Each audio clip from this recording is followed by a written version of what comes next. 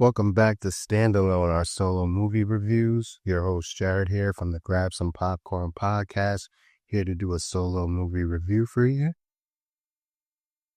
All right, let's talk about Good Luck, Have Fun, Don't Die, the new sci-fi film directed by Gore Verbinski, starring Sam Rockwell, alongside Zazie Beetz, Lu Richardson, and Michael Peña.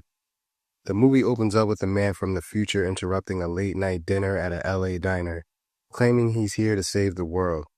Naturally, the crowd reacts the way most of us would. They think he's crazy, they ignore him, and they just want to finish their food and go home. But this guy isn't backing down, and from the jump, Sam Rockwell absolutely pilots this movie. He carries the opening sequence with so much energy and conviction that you're immediately locked in, and honestly, he keeps that same momentum all the way through the end. He tells the diner this is his 117th attempt at stopping the apocalypse, and that he believes the correct combination of people are in that diner at that exact moment. We don't fully understand why this specific group matters, but the mystery of that is part of what pulls you in. Eventually, some members of the diner start to believe him, they join him, and that's when the movie really starts moving. At this point, I was sold. The acting is strong, the dialogue feels natural, and Rockwell's character drops little pieces of information that only someone from the future can know, which makes you and the characters start questioning everything. As the story progresses, we get flashbacks for certain characters, not everyone, but the ones whose stories directly tie into the larger plot.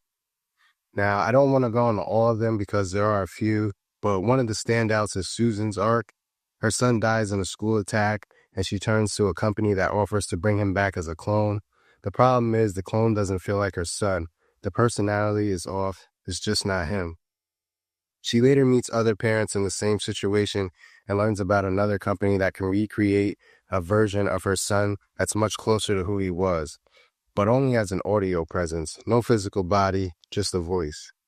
Out of grief, she accepts, and that decision is what eventually connects her to the man from the future in the diner.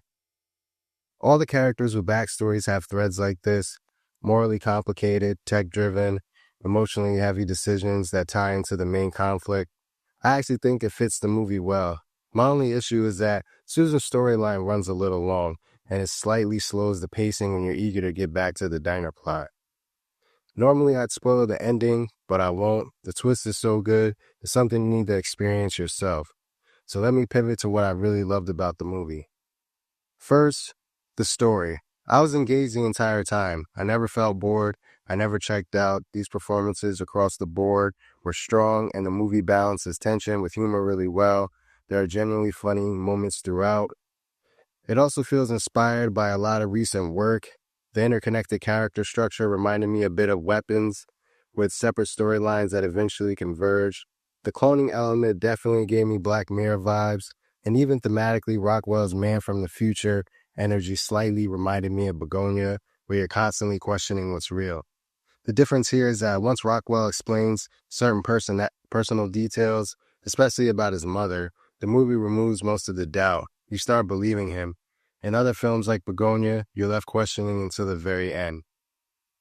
As for what I didn't love, there isn't much, but I will say the movie leans into some silliness: the giant cat, the weird futuristic weapons, and a couple of moments I felt driven by pure convenience. It didn't ruin anything for me, but it did push the tone a little further into absurdity than I expected.